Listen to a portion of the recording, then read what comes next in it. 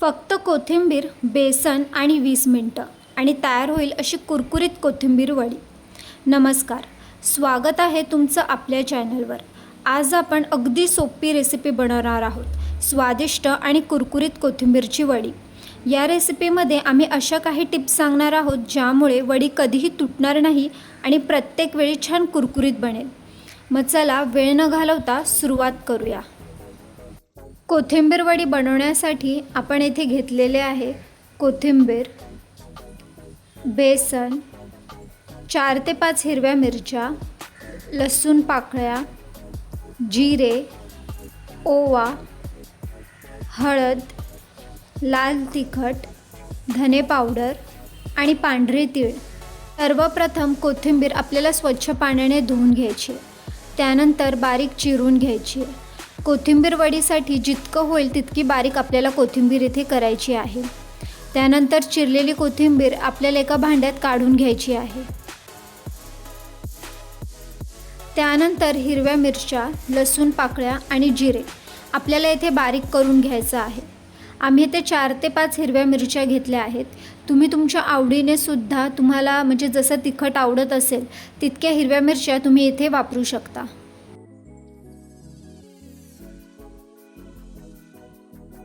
आता येथे आपल्या जे हिरव्या मिरच्या आहेत, लसूण पाकळ्या आहेत, ते छान बारीक करून झालेले आहेत. आता ते आपल्याला कोथिंबीरमध्ये मिक्स करून घ्यायचं आहे. कोथिंबीर जी आहे ती आपली अशी बारीक चिरलेली हवी आहे, जेणे पीठ जे ते नीट एकजीव होतं आणि मिश्रण घट्ट आणि नीट बांधलेलं राहतं. त्यानंतर आपल्याला ओवा टाकायचा आहे. तर ओवा जो आहे तो आपल्याला असा हातावर घ्यायचा आहे आणि थोडासा असा चोळून बारीक करून तो आपल्याला कोथिंबीरमध्ये मिक्स करून घ्यायचा आहे. त्यानंतर आपल्याला हळद, लाल तिखट आणि धने पावडर टाकायचे आहेत. लाल तिखट जे ते तुम्हाला जसं आवडेल, म्हणजे तुम्हाला जितकं तिखट आवडतं त्याप्रमाणे तुम्ही इथे लाल तिखट घालू शकता. त्यानंतर आपल्याला बेसनसुद्धा ॲड करायचं आहे. तर बेसन जे आहे ते आपल्याला थोडं थोडं करत टाकायचं आहे, म्हणजे आपल्याला जसं लागेल तसं टाकत जायचं आहे. लगेच आपल्याला सगळं बेसन टाकायचं नाही आहे. चवीनुसार मीठ घालायचं आहे आणि हे जे सर्व मिश्रण आहे ते आपल्याला एकत्र करून एकजीव करून घ्यायचं आहे.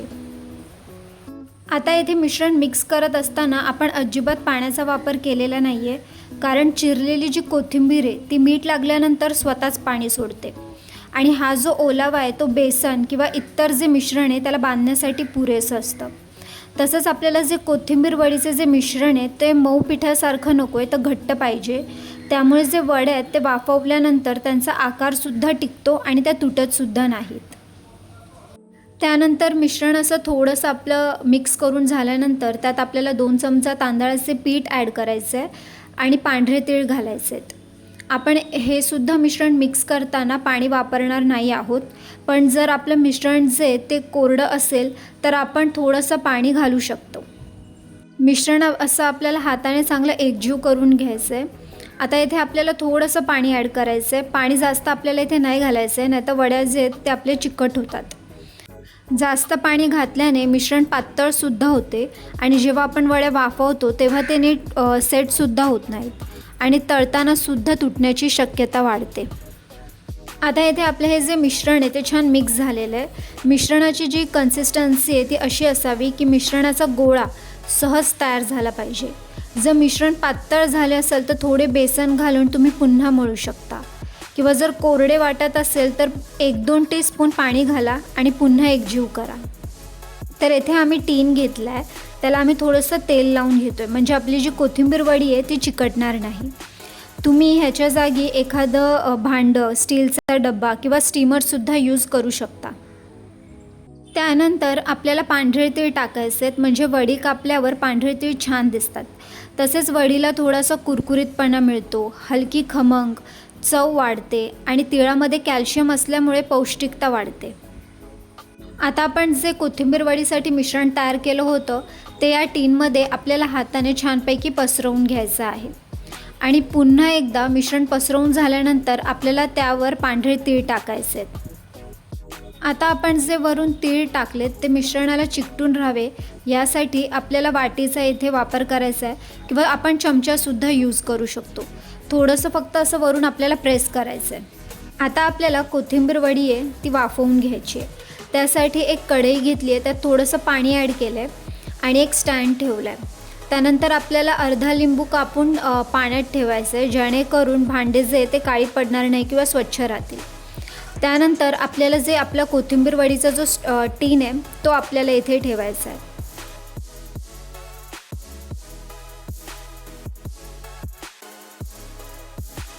आता झाकण ठेवून कोथिंबीर वडी आपल्याला वाफवून घ्यायची आहे.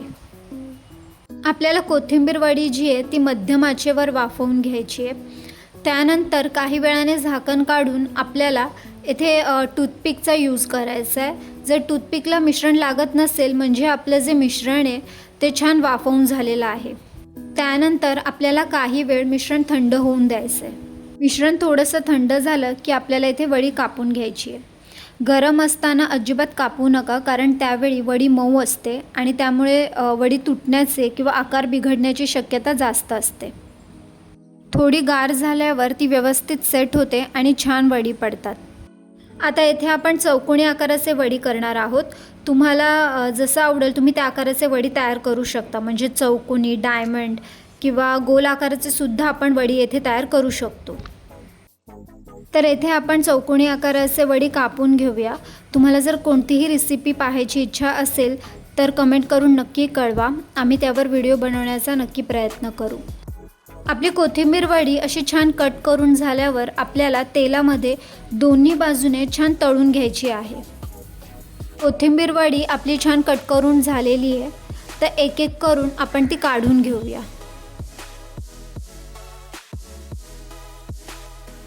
तर आता इथे आपल्याला कोथिंबीर वडी तळून घ्यायची आहेत.